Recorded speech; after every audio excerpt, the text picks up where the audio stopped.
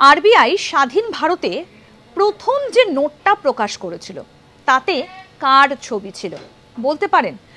দেশ স্বাধীন হবার পর অর্থাৎ 1947 সালের পর আরবিআই অর্থাৎ রিজার্ভ ব্যাংক অফ ইন্ডিয়া গঠিত হবার পর তারা প্রথম যে নোটটা প্রকাশ করেছিল, কবে প্রকাশ করেছিল এবং সেটা কত টাকার নোট ছিল, আসুন সেই বিষয়ে আপনাদেরকে বলি।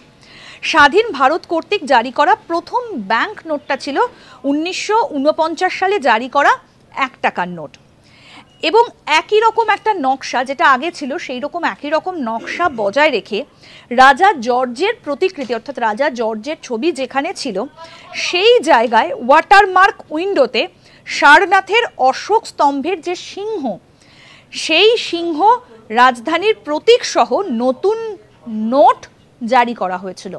অর্থাৎ রিজার্ভ ব্যাংক স্বাধীন ভারতবর্ষে প্রথম যে নোটটা প্রকাশ করেছিল সেটা ছিল 1 টাকার নোট। 1949 সালে রিজার্ভ ব্যাংক এই প্রথম 1 টাকার নোটটা প্রকাশ করেছিল।